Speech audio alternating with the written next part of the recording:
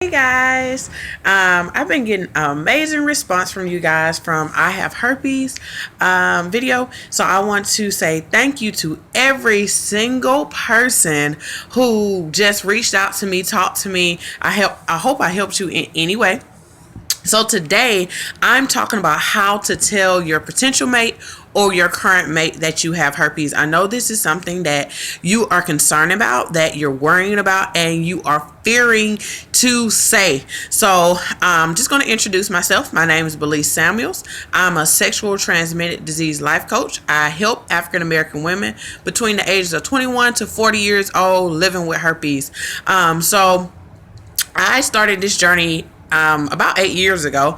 I found out I had herpes while I was in college. I just didn't know what to do. I didn't have anybody. I just have my loving friends who were there to support me. But the things that I share with you is things that I did myself. And clearly it worked for me because now I'm married, been married for 2.5 years, going on 3 in September. But I've been with my husband for 5 years. And I have 2 amazing little boys that I birthed and 2 amazing stepdaughters I absolutely love. So getting into how to tell your mate. This is a tricky thing, but this is something I learned. I did it myself and it worked because I got a man and I didn't have many problems telling people before after kind of going this route, but I kind of tailored it as the years go on. So number 1, you have to be confident before you even tell a person. And I'm not telling you fully confident, but you have to be okay with the fact that you're living with herpes. You have to realize that you're not herpes, but you have to realize that you have something that can affect another person's life. So you have to be okay with it. You have to already accept it. I'm not saying that you have to completely be, I'm going to tell the whole world, but you need to be comfortable with yourself because people are going to look at your confidence. If you spit all over them, freak out, cry, and all this stuff, they are going to freak out. So number 1, just accepting herpes, get your confidence up, start loving yourself, and you're in a better space. Number 2, after getting to a point with getting to know that particular person, I'll say, if you're dating, getting to know that particular person, now you need to just figure out if you like them. Look at warning signs. Just make sure this is a person for you. Don't just accept the first person who just seemed cute and they're talking to you. You are not a charity case whatsoever. Don't think you are. Your standards need to be higher than ever now after contracting herpes. So just don't accept anybody. Just make sure you really, really do like this person. And then after you decide that you like this person, have a conversation. Where they headed? Figure out if they like you back. Figure out if y'all moving forward to get to know each other more. I say you should figure this out after 2 weeks, almost to a month. Going out a couple of times, you kind of should know where we are. We're not kids anymore, so you kind of have an idea of what you want, what you don't want. If you want to really get to know this person by then. So when you get to that point, within that first 2 weeks or almost close to that month, y'all should have the sex talk. Y'all should have talked about sex. Anyway, if you're talking to this dude all night long, you're going to talk about sex anyway. So with the sex talk, number 1, you need to ask several questions. You need to ask when the last time you had sex with somebody. You need to ask when the last time you've been tested. You need to ask them, have they ever had an STD? Have they ever had a cold sore or a fever blister in their life? And if they had an STD, what did they have?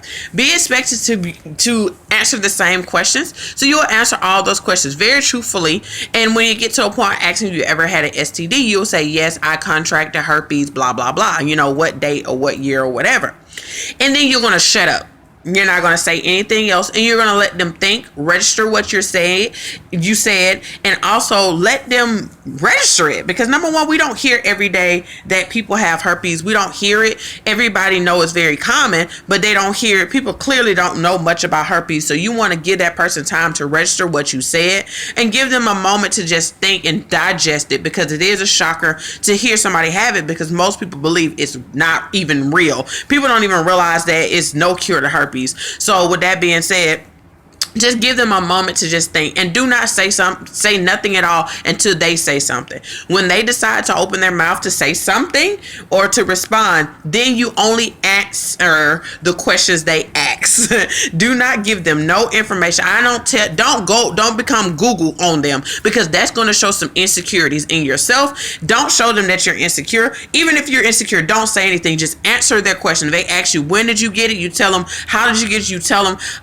What is it? You to tell them, and that's it. Do not give them information that's not necessary, because it shows your insecurity and your fear. I don't care if you are scared out your mind. Don't show it. Don't show it at all. I'm telling you, because it's going to help you. I know girls who cried on dudes and they ran to the hills. People who threw up on people with all this information, ran to the hills. It shows insecurity that you're scared and you really want them to accept you. You don't need nobody to accept you. If they don't want to be with you because you have herpes, and so what, move forward. I know that sounds a little harsh, but it's only because so many people have it, and you do not have to sit here and beg somebody to be with you, because you're awesome. You're amazing. You got great things to offer. And if they can't see that, that's fine. Somebody else who would accept you. I'm telling you, I went through a whole lot of no's with relationships, not sex, but relationships, before I found somebody who truly valued me and loved me and want to support me and be there for me. So I believe you can have the same thing, but just don't settle for somebody if they don't accept you. So after answering their questions, you need to ask them, do you feel comfortable with dating someone with herpes? Someone. Don't make it personal. This is not a personal question. It doesn't have nothing to do with you. Because if you make it about you, your feelings are going to be hurt when they say no. Okay? So say, would you date someone living with herpes?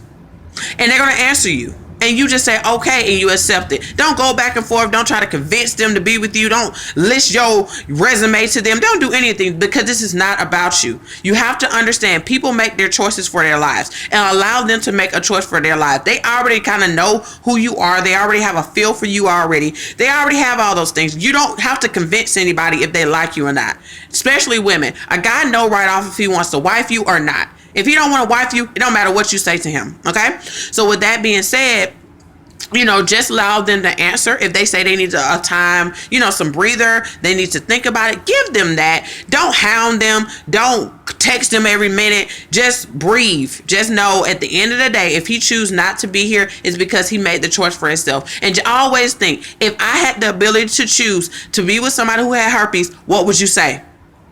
Most people will say no. So with that being said, you need to give that other person a chance to think about it and determine if they want to move forward and they feel like you're worth taking the risk. Remember, this is a risk that we are giving a person.